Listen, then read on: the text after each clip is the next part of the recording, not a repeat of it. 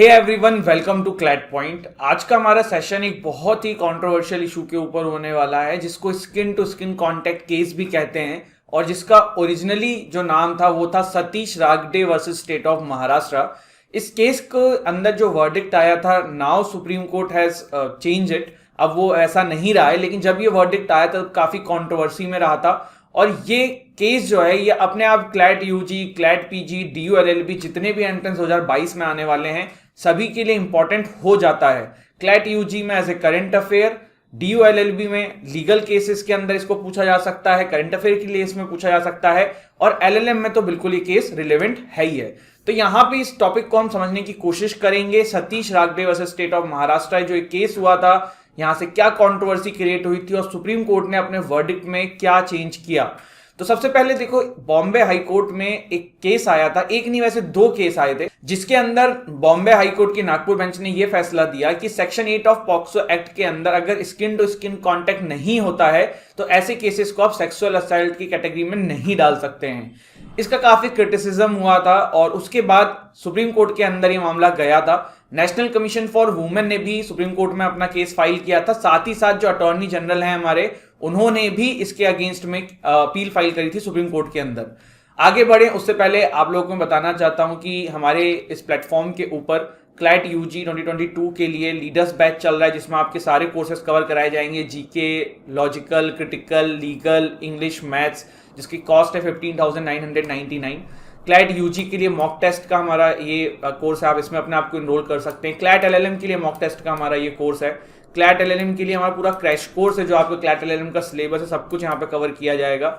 DU LLB का हमारा ये कोर्स चल रहा है, साथ ही साथ क्लैट यूजी के लिए करंट अफेयर की कैप्सूल हमारी ये चल रही है। अगर आप सिर्फ करंट अफेयर जीके हमसे पढ़ना चाहते हैं क्लैट यूजी 2022 के लिए, तो भी आप इसमें इनरोल कर सकते हैं। करना क्या है, आप लोगों को अगर आप डेस्कटॉप से जा रहे हैं तो हमारी वेबसाइट विजिट करनी है, अदरवाइज डिस्क्रिप्शन में जाके एंड्रॉइड यूजर्स जो हैं हमारी ऐप डाउनलोड कर सकते हैं और ऐप डाउनलोड करके स्टोर सेक्शन से जाके आप इन कोर्सेज को परचेस कर सकते हैं।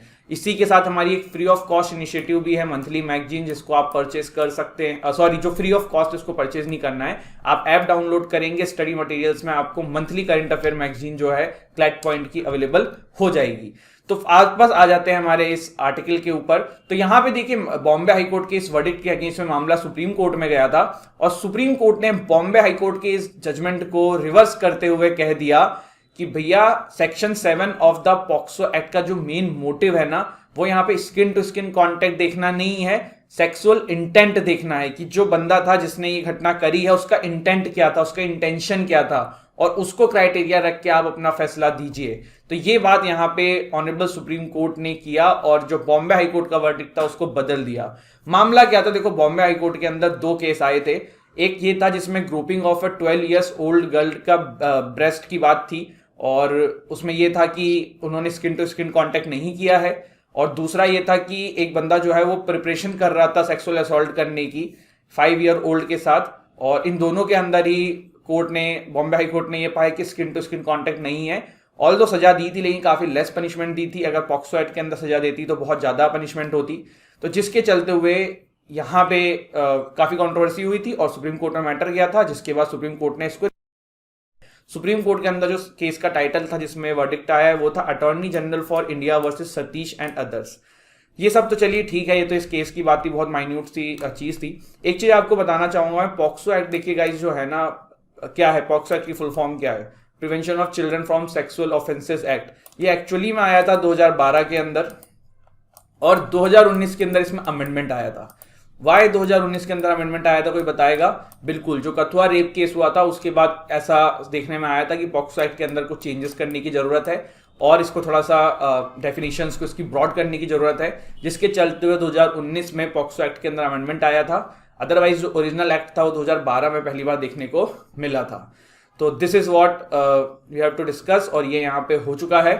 बहुत ही छोटा टॉपिक था लेकिन आप लोगों को समझना भी जरूरी था, इसीलिए मैंने इसको यहाँ पे एक्सप्लेन करने की कोशिश करी है। Thank you so much. आप लोगों को कोई भी डाउट हो आप हमें इंस्टाग्राम पे फॉलो कर सकते हैं, आप हमसे फेसबुक पे कांटेक्ट कर सकते हैं, आप हमारे ऐप को डाउनलोड करके हमसे कांटेक्ट कर सकते हैं, आप हमारे टेलीग्राम चैनल से जुड़ जाइएगा जहां पे आपको इन सेशंस की PDF मिल जाएंगी। तो this is it guide, thank you so much. जय हिंद, जय भारत।